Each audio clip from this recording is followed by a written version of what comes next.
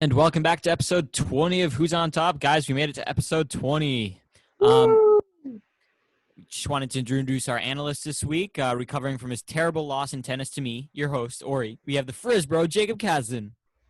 What's up, guys? Even though I did lose to Ori, I did destroy Ellis. 2 sets, 6-0, 6-3. It was quite embarrassing. Ori, the first time you beat me was yesterday. I beat every other time before that.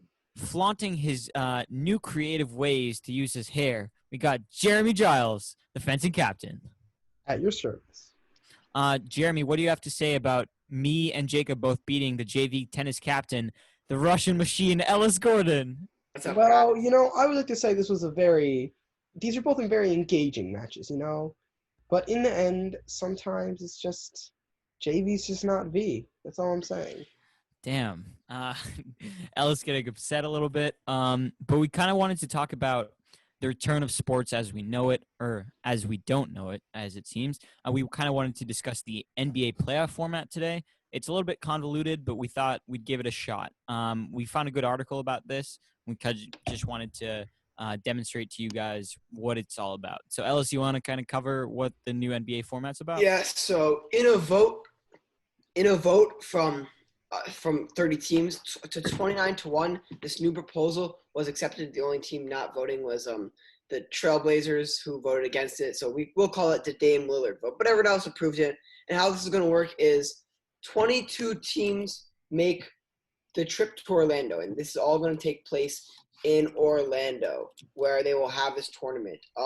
Then the top 16 teams.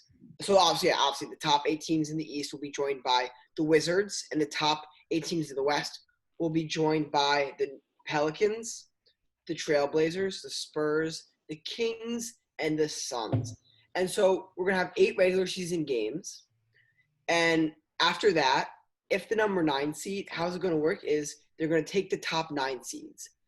Okay. If the 9th seed is within 4 games of the 8th seed, 4 games is the magic number, there's going to be a playoff to determine the number 8 seed. If the number 9 seed is 5 games, then they just take the numbers 1 through 8 right off. But let's say the Wizards are, or actually let's use the Pelicans. Let's say, because the Pelicans are actually close. Let's say the Pelicans are 2 games behind the Grizzlies. The Grizzlies and Pelicans will play off to see who gets the 8th seed. How this will work is the Pelicans will have to win 2 straight games against the Grizzlies for them to advance as the 8th seed. If the Grizzlies win one of those 2 games, the Grizzlies advance as the 8th seed, and then the rest is just normal playoff format. Everyone knows. This is going to take. It's a little bit convoluted to actually get into the playoffs, but once we determine who's in the playoffs, it's just normal format. By far, the biggest loser in this is the Grizzlies, since they have a hard schedule now, and the 8th seeds kind of get ripped off, and there's 5 people vying for the Grizzlies spot. This will take place between July 31st and October 12th, and the 8 NBA teams that left out of this format are the Knicks, the Hawks, the Timberwolves, the Hornets, the Bulls, the Pistons, the Cavs, and the Warriors are all left out of this. Wow, surprising the Warriors are left out. Yes, because obviously Curry and Clay they being suck. out. They're 12-43.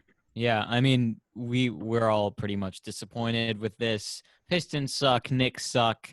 I know Jeremy was a little bit of a Warriors fan back in the day, so. No, I'm a Knicks fan, but close try.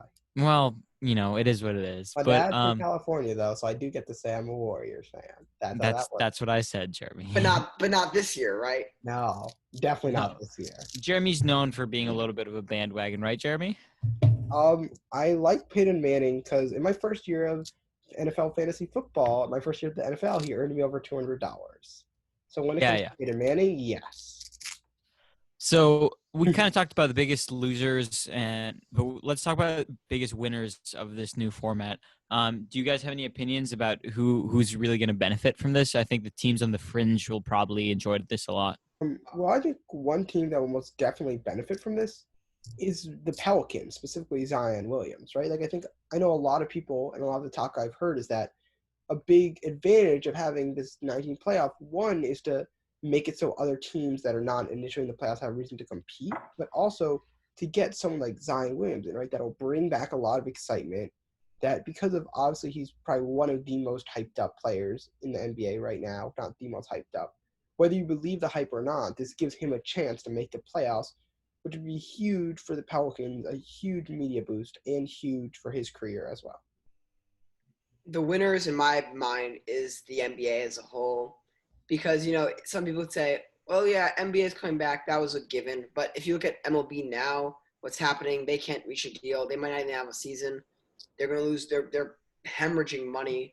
They already had to cut so many minor leaguers and positions. The NBA was able to, first off, safely, and the real winner of this is the fans and Adam Silver, safely find a way to reopen with an engaging format. Of course, it's not perfect, but it was never going to be perfect.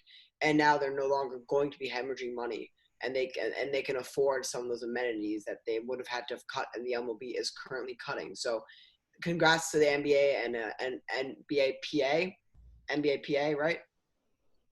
Okay.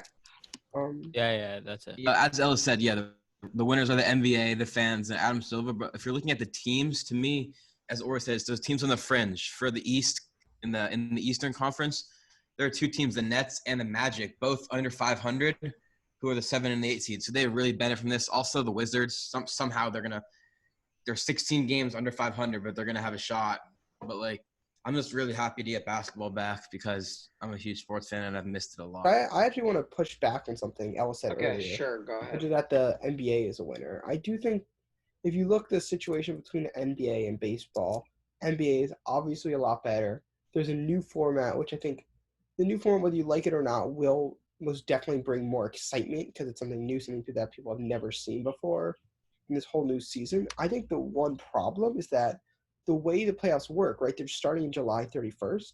I think they're starting a little bit late for the NBA to be true winners. Because what that means is that they're going to start interrupting and competing with football. And while the NBA, of course, is a very big network in itself, Yeah, I think it's hard to compete. It's very hard to compete with football. So it would have, I think, been more of a winners if this started early July, right? Or at a time where they could really have the playoffs where the playoffs have their own light. Well, first off, football's king, but it's also only Sundays and Mondays. Second off, you're going to be in the NBA playoffs. So the reason why usually the NBA doesn't win to football is because football, as we talked about last episode, it has more of a demand because there's less supply, but also because the NBA is just kicking off its season. Now, though, they're going to be in the meat of the season, the playoffs. So I think more people will tune in. On top of that, I'm not sure they could have feasibly done much earlier because of Corona. They need at least a month for players to get their bodies in shape, and then at least a week to get the coaches and basketball's a lot of strategy. So and also they're having all the teams in Orlando, so they need to find places for them all to stay safely away from the public. So I don't know what they're doing. I would assume they're all staying in hotels, but they still have to abide by the quarantine rules to the best of their ability. Yeah, I agree, but you have to also take this with a grain of salt because the NBA playoff games that receive the least attention are generally in the first rounds, unless there's a big upset. But I think that since there's no sport going on around July 31st when they're starting, it's actually going to receive more attention. And the finals and the semifinals are always going to receive a lot of attention because, yes, while football is pretty dominant, it's still super important that you can kind of get more attention on the lower level games almost, and that'll kind of boost the upper level games even towards football. And I know there's going to be some conflict, but I don't think it's going to be that much of a big deal because everyone's already so sports starved, if that makes sense. I agree to an extent. I think the one other thing we're not so much considering in that though, right, is people are going to start going back to work at that time. Obviously, we don't know completely with COVID, but right, at that point, I am guessing a lot of people might start to kind of get their lives back to an extent.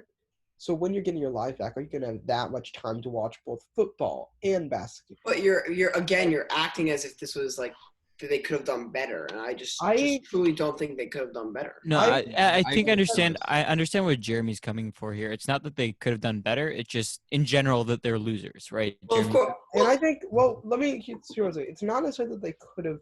They obviously couldn't have done it right now, and I'm not saying they could have. It's that, and I don't know the specifics of this enough, but you do wonder, could they have done this right more mid-July, more early July?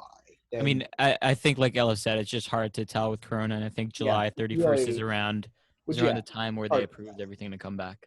It goes without saying that all sports leagues are losers because they can't play their full season.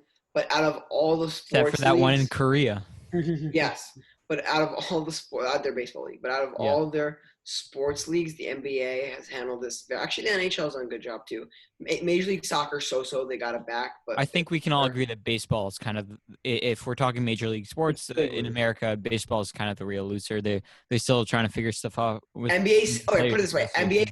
NBA salvaged the best of a worst scenario. Yeah, and I see that happening given the current circumstances. That's the right thing to do.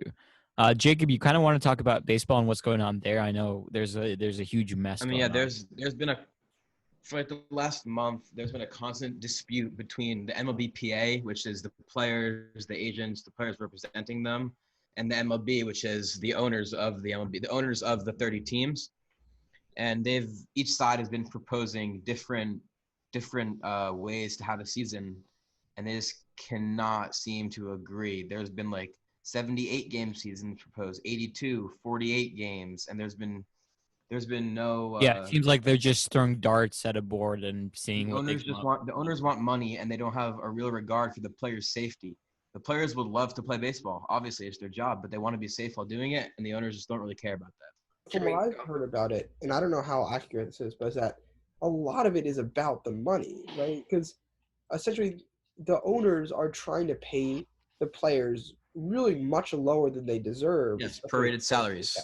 Prorated salaries, which is kind of crazy when you think about many of these owners are billionaires. They absolutely can afford to pay the players more than a prorated salary for like what, 1/4 of the season? Yeah. Like it's I mean, I think like Jacob, you said Mike Trout, which is pretty much the best player in baseball. He was set to make like $40 million this year, right? Yeah, and I was making sub 10 or something. And he's like making that. sub 10, which again, it's a ridiculous sum of money, regardless. I mean, it's still a ridiculous amount of money. But you can't compare when comparing salaries. You can never think about the Mike Trouts. I know you have to think of the players on the fringe that might be between AAA, which by the way are most players. Exactly. Most players are the other thing AA, AAA, and they're all going from like maybe I don't know, we'll say $1 million a year, which is still a sizable salary, to something like 250,000, even less. Which is still a sizable salary, but not considering how can't afford the lifestyle that they previously held. Yeah, right. Well, especially when you consider it's not wait, but it's not even first off, the minor leaguers make way less than $1 million. But even for the fringe players who make, let's say, $1 million, it's not about the lifestyle. It's about you're only playing baseball for a max. And if you're a fringe player, you play 5 years. But if you're a real player, if you're not a real player, sorry. If you're like a really accomplished player, you play for max 20 years. So let's say there's a really good fringe player playing for 10 years. That's going to be his main source of income throughout his whole life. And that quarter paycheck is just not okay. You must also consider the expenses, right? Like the amount these players have to spend on their body is much more than we would spend in an average situation, right? Yeah, you have to pay trainers and physical therapists and whatnot, and like even your diet has to be like a perfect diet, like perfectly. Yeah, and I mean, the team will pay for some of it, but it's still a lot to get around.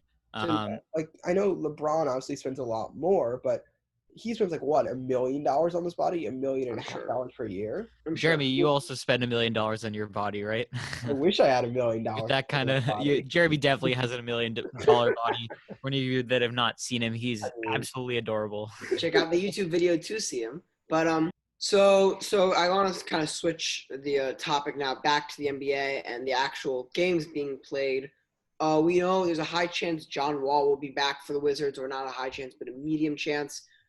They are still on the outside looking in from the Nets, who are the 7th seed, and the Magic. So I want to get your take on the East. I also want to get your take on the West, which is the Grizzlies right now, who are at the 8th seed, but followed behind by 3 games by the Trailblazers, Pelicans, Kings, San Antonio, Phoenix, reminding the audience and everyone here that the key number is within 4 games of the 8th seed.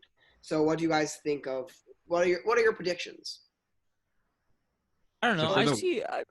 I find it kind of hard to see the Wizards maintaining some sort of competitive balance. Yes, I know John Wall might be back, but I just think they really underperformed this season. That's kind of going to impact their chances of making the playoffs. I don't really see them making any kind of an impact.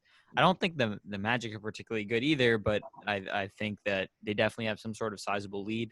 6 games is a lot to overcome. Yeah, especially in 8 games played. You have to, yeah. Yeah, Especially you considering have to be you have to pretty much be perfect, and you have to hope the Magic lose. especially considering they're all against playoff teams. Yeah, I completely agree. Yeah, I agree with Ori. I think the East. I think the East is set already. I think it's going to be the 1, 2, 3, 4, 5, 6, 7, 8.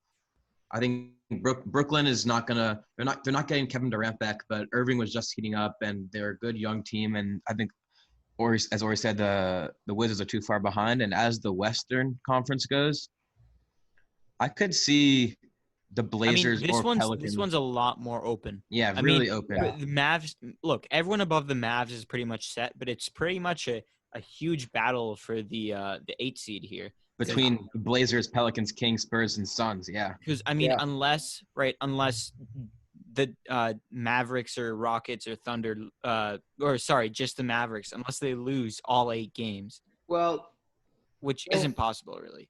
yeah, I think you can. Some things I think you can try it out right now is I think the Spurs and Suns are a bit too far ahead. I'm going with my prediction. Dame time. Damian Lillard will be. Yeah, I agree with you there, Ellis. Yeah. I think Always Dame's gonna- heats up in the clutch, which is Yeah, nice. I agree. So, But I don't know. I think the Pelicans could make Because- some sort of No, impact. they definitely could, but the thing with the Trailblazers are they've been previously, before the season was spent, they were hit by their front court having really bad injuries that they're back obviously now. And the Spurs just lost LaMarcus Aldridge for the season, so I don't think they have a chance. So that's why I'm going with the Trailblazers. I think just something to slightly contest what Jacob said in the East. I think the eight teams are locked up, but not the seeding. The Yeah. Pacers, for example, the 6th seed, the 76ers, obviously already clinched a spot, but I can see them moving up if they can get their stuff together. But I don't know. Pacers are it's good pretty. too. Yeah. Look, Pacers, Sixers, Heat, Celtics are a little bit out of reach. I think 1, 2, 3 is pretty much set in the Eastern Conference. But I think it's really hard to. yeah, I don't know. I think that 1, 2, and 3 is set just because I think the Celtics are better. But I do think 4 through 6 we could see a lot of movement depending on how the season goes. Like I won't be shocked if the 76ers rise up a few places. And then the West, in the West, it's wide open. also, 2 through 4 is the Mavericks are 4 games behind the Clippers, who are the 2 seed. So that's really wide open, and that's going to be really hard to see who wins. Because my point is the West is stacked. That's why really, especially a young core like the Grizzlies, and that's why I'm going. Grizzlies do miss out on the playoffs. So does Zion. I think we're going to take the experience and the new front court of Dame time. Yeah. And I agree with Ori that the Wizards are a bit too far gone, even with Wall. I actually think the NBA, would really like the Pelicans to be the one that makes it. I mean, Zion Definitely. makes the playoffs in his first year, which is amazing for ratings. And I think about it. The first sports back, the first playoffs back, you get to see Zion Williamson in a play-in game. Like, that is insanely good press. With that sells. said, I don't think you can bet against Damian Lillard with everything he's done in the past. Yeah, I agree. I think Dame and McCollum are just too powerful for those other teams in the West. Especially if you consider last year with Zion. Remember when he had on the historic Duke team he was on last year, they lost in the top 8 when everyone's thinking, okay, they're just going to crash right to the finals just because he's still so incredibly young. Yeah. And I don't really see any team outside of those two, to be honest, making the 9th seed. I think the Kings are. I don't think they will. I think you're slightly far behind. They have a shot. But the Kings are a sneaky choice because they're very a dynamic team. Buddy Hield, De'Aaron Fox is wild. He's Yeah. a player. Like the Wild. Wizards, I will say I think they're a bit far. I think they're a bit far gone. They're 6 games. They'd have to have a lot go right for them. But their electricity, they've gone on some good runs this season. So I can see them winning again. I can see them. I mean, and back again. once again, just consider that every run is incredibly hard because all these teams are potential playoff teams or playoff teams, right? There's no weak team that normally you would beat. I mean, just kind of looking at both the Eastern and Western Conference, just a funny thing to notice. the Cleveland Cavaliers and the Golden State Warriors, both, perennially at the top during our generation, are both The at bottom. the bottom of their conferences. Bottom. It just shows how wild the NBA can be. Yeah. I don't know, just funny thought. yeah. It's also because LeBron James and Curry. Yeah, I know injuries, but like it's funny to see both teams that were on the top for pretty much all of our high school career. Yeah. Well, also the Warriors, though, I think they have a chance to be on the top next year as well. So we'll see. I think especially Yeah, they're gonna They'll have the probably first get a pick. good draft pick now. Yeah. Yeah, Yeah, number I one mean- pick with Curry, Green, Clay coming Thompson. back. Thompson. Yeah, Like I that's mean, don't get me wrong. I don't think they'll be as good as they were with KD just because of how good a player KD is, but they still were insane before he got there. exactly. And did you guys see that for the games they're gonna be potentially using 2K crowd music? Yeah, That's hilarious. Should Are be they kinda really? funny. Oh my Yeah. god. we'll see how that works out. It's fun. What do you guys think? Because I was talking this about someone. Maybe it was I don't remember who I was talking this about, but it was a debate. Would you rather see crowd noise or would you rather see the players hear the players and talk? Like, what do you guys? I would rather hear the players talk. Really? That I think I don't know. The one thing I will say is normally I would immediately dismiss crowd noise, but think even like our favorite TV shows, like Friends, there's always crowd noise. How Met Your Mother, there's been crowd noise. What do you Right, mean, like- like a laugh track? that's Oh, not laugh track. I'm I sorry. don't think those are No, comparable. but what I mean, right, is the idea that someone else is feeling the way you're supposed to be feeling. To get the I feeling. know there have been actually a few psychological studies that study this phenomenon that if someone else is feeling the same thing you're feeling or someone is now watching the same thing you're watching, the experience is either enhanced or detracted to a certain degree more. Everything is more accentuated. So I think that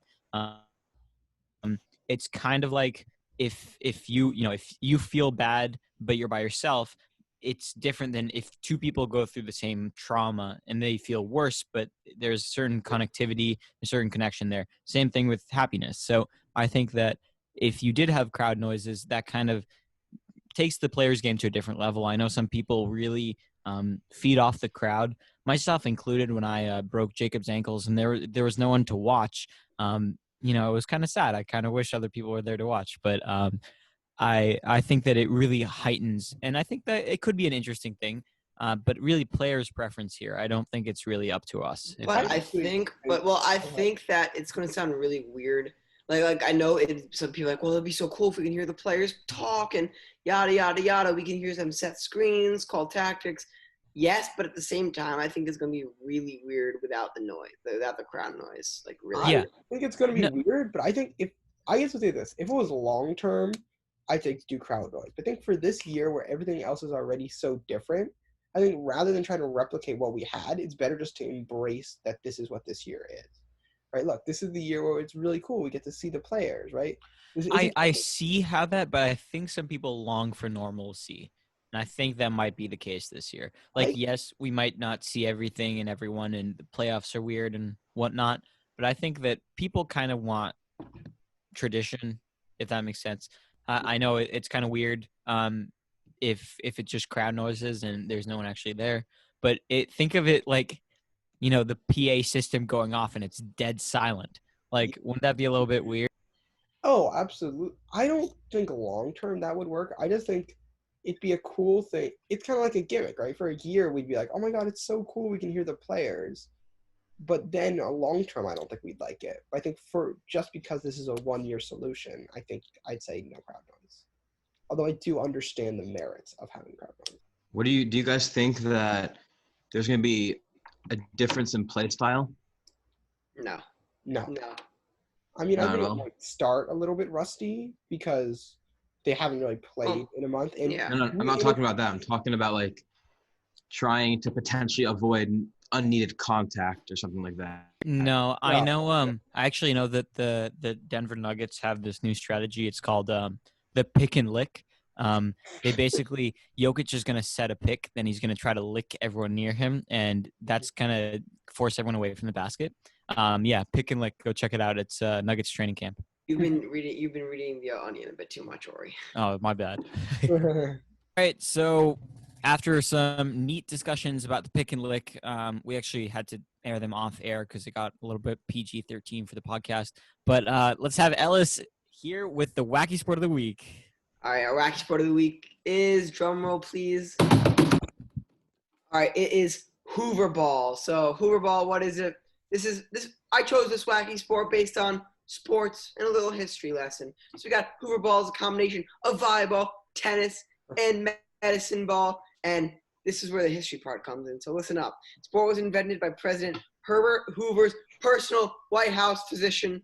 And I'm reading here that this is Admiral Joe T. Boone. So it was to keep President Hoover physically fit while he kept the economically not physically fit economically. While he kept the stock market and health of our nation. Economically not physically fit. History lessons with Ellis Gordon. Yes, I said it was a history lesson, not an English lesson, so I'm going to go by that.